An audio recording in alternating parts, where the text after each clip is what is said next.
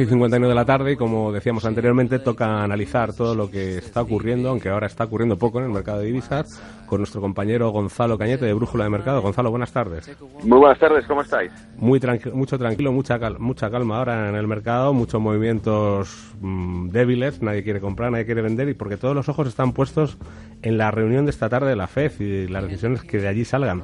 Se habla de varias bajadas este año y de si las bajadas van a ser de 0,25 o de 0,50 puntos básicos. Gonzalo, ¿crees que es necesaria una bajada de tipos saltando tantos escalones? ¿Y piensas que el mensaje que se le está mandando a los mercados de producirse esta bajada tan abrupta es que la economía mundial está peor de lo que parece? Y además también te quería preguntar por la postura de Trump, que quiere una bajada de punto y el reinicio de la QE. ¿Hasta dónde crees que puede ceder Powell, por no decir bajarse los pantalones? Vale. Pues evidentemente vamos por partes. Donald Trump siempre va a querer estímulo monetario porque eso le facilitaría mucho las cosas en esa batalla en la que se metió con la guerra comercial. Cuanto más laxa sea la política monetaria de la Reserva Federal, más barato esté el dólar, más estímulo llegará a la industria americana, pese a que los costes de producción estén aumentando sencillamente porque dejen de comprar a China, porque los aranceles aplicados a China los paga la industria americana, no hay que olvidarlo. Por lo tanto, le vendría como agua de mayo, dicho en cristiano, que la Reserva Federal se volviese complaciente con la política monetaria.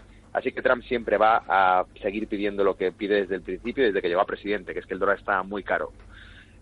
Con respecto a hasta dónde puede llegar Powell, yo pienso que la Reserva Federal juega su juego. Ya hemos explicado más de una ocasión que probablemente poco ceda. Incluso en su día, en muchos foros norteamericanos de blogs financieros alternativos hablaban de que la Reserva Federal podía tumbar a Trump iniciando una QE al revés, todo lo contrario, iniciar una subida de tipos más agresiva de la esperada podría provocar una recesión en Estados Unidos. El hecho de que ahora vayan a bajar tipos, como tú has dicho, yo creo que en esa parte es en la que das en el clavo y tocas la fibra, que es que si la bajada de tipos que se hiciese se realiza más fuerte de lo esperado o más complaciente de lo que se esperaba, significa que muchos van a interpretar que la situación realmente está complicada para que esta gente recorte un 0,50 a los tipos. Yo pienso que no habrá recorte de tipos ahora, quizá entonces lo habrá en la siguiente anuncio de recorte de tipos de finales de julio, pero porque sencillamente vemos que el mercado está en máximos. Basta las palabras de la FED sobre que podría producirse una bajada de tipos en lugar de una subida, eso bastó para llenar de oxígeno de nuevo la bolsa americana y que subiese todo. Estamos de nuevo en zonas casi de máximos, atacando fuerte y con una subida de las últimas semanas bastante pronunciada. Por lo tanto, la sorpresa sería sencillamente que no toquen los tipos ahora y que produzcan cierto desánimo en el mercado y existe una corrección en las bolsas principales ahora, para después, cuando ya sea necesario, sí anunciar la bajada de tipos. Esto es como todo. Hablan de ello, el mercado interpreta que van a ser suaves con la política monetaria, sube la bolsa. Bueno, pues si ya ha subido, ¿para qué tenemos que bajar tipos? Dejémoslos como están, a menos que realmente venga un problema. Amagan primero, actúan después. Gonzalo, ¿qué tal? Muy buenas tardes. Hola, Miriam, ¿qué tal? Mira, teniendo en cuenta que Powell ya no habla del Zero Lower Band, es decir, del límite inferior a cero en sus comparecencias, sino de Effective Lower Band, es decir, el límite inferior de efectivo, ¿podríamos ver tipos de interés por debajo de cero en Estados Unidos o estos son solo sutilezas de analistas que no quieren decir nada?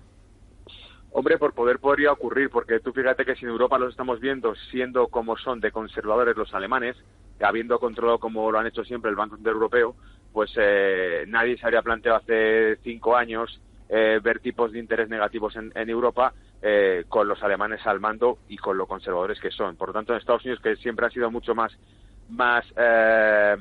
por decirlo así, más estimulantes en lo que se refiere a su política monetaria, probablemente se podrían llegar a ver. Lo que pasa es que si viésemos este tipos de interés negativos en Estados Unidos significaría que el mundo entero lo está pasando muy mal. Es decir, que hay que hacer demasiado estímulo o que estaríamos ante una nueva crisis financiera peor incluso que la de 2008 porque no se llegó entonces a esos extremos.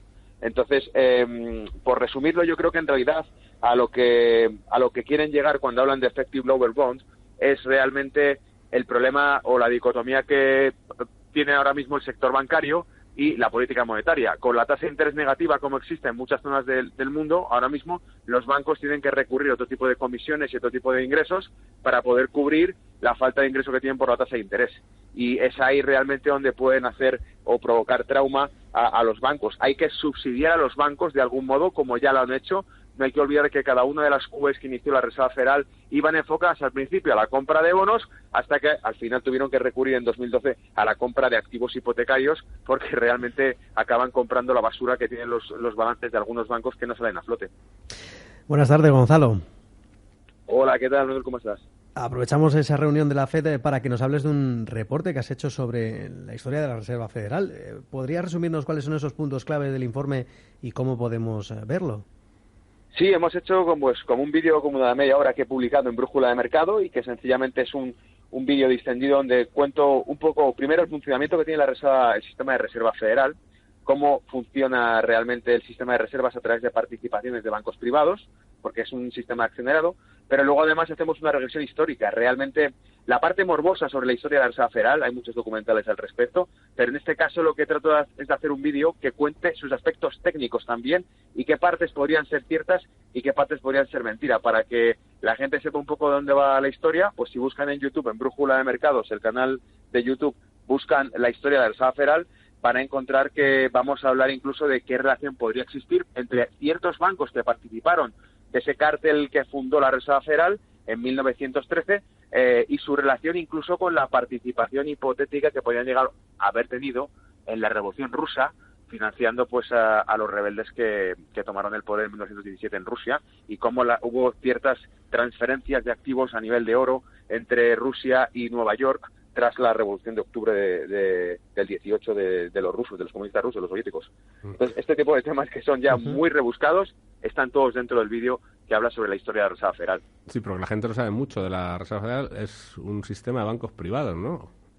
Sí, participaciones, eso es, lo que hacen es emitir, para conseguir activos, emiten participaciones a ciertos bancos, y los que los compran son bancos privados que les rellenan el balance de la Reserva Federal y forman parte de ese balance. A cambio, la Reserva Federal concede créditos a tasas de interés menores a esos bancos con respecto al resto de bancos en Estados Unidos. Entonces sí que existe cierto interés. De hecho, lo que estudiábamos en el vídeo es que la propia web de la Reserva Federal menciona que es un organismo de interés público, sin embargo, comparte características con el sector privado, es decir, con los bancos privados. Así que ya te deja entrever esa subjetividad la propia página web de la Reserva Federal cuando describe su negocio. Es subjetivo. Pues ya saben, ese reporte hay en Brújula de Mercados para quien esté más interesado en la historia de la Reserva Federal. Gonzalo, aprovechamos que te tenemos porque tenemos una pregunta de un oyente que nos ha escrito, un oyente que nos escribe habitualmente, José Ramón, que nos pregunta, está muy interesado, supongo que por toda esta crisis que está habiendo pues con el petróleo, quería saber si ha tocado mínimos y se espera una gran subida en los próximos meses. ¿Tú cómo ves el tema del petróleo? Técnicamente está cerca de mínimos porque está en 50, prácticamente el objetivo que yo marqué en Brújula de Mercado fue $58 el barril Brent. Probablemente pueda llegar incluso hasta 55, lateralizando en esa zona, hasta 55, y de ahí podría tener un rebote alcista. Pero esto es sobre gráficos. El problema con el Brent es que está muy politizado por los ataques constantes que se están produciendo ahora contra petroleros en el mar de Omán. Y no hay que olvidar, Irán, hace ya años, cuando se inició las primeras ofensivas contra Siria, Irán mencionó que de atacar oficialmente la OTAN a Siria, o de ser invadida Siria, o incluso Irán lo interpretaría como un ataque directamente al territorio iraní y cerraría el estrecho de Hormuz, que es el que controla Irán. Es un estrecho muy reducido por donde pasan los petroleros de Emiratos Árabes y de Arabia Saudita, y por lo tanto, si Irán cerrase el estrecho de Hormuz por el incremento de tensiones que está habiendo, que cada día son más, han hundido a 2 petroleros, etcétera. Entonces, ese tipo de tensiones se están incrementando con una intención clara. Y eso sí podría disparar el precio del crudo a niveles altísimos. Así que cuidado, técnicamente $55-58 el Brent es una zona donde puede entrarle compra. Pero está muy politizado. No hay que olvidar que hay una guerra encubierta dentro de la propia OPEP, en la que se especulaba con que Irán podría incluso abandonarla porque se siente atacado por 2 miembros de la OPEP que no menciona, pero que evidentemente pensamos que son Arabia Saudita y Emiratos Árabes Unidos, que son los que están entrando en conflicto con sus petroleros. Pues José Ramón, ya sabes, tienes que vigilar, aparte de los gráficos, tienes que vigilar todas las noticias que no son nada buenas, porque ya se hablan por ahí de misiles, de disparos contra Siria, no sé. Claro. La cosa tiene muy mala pinta. Así que ojito con el petróleo, que entrar largo antes de tiempo. Gonzalo, que muchas gracias por estar aquí un miércoles más con nosotros y te esperamos próximamente en Mercado de Divisas. A vosotros por contar conmigo para ello. Gracias.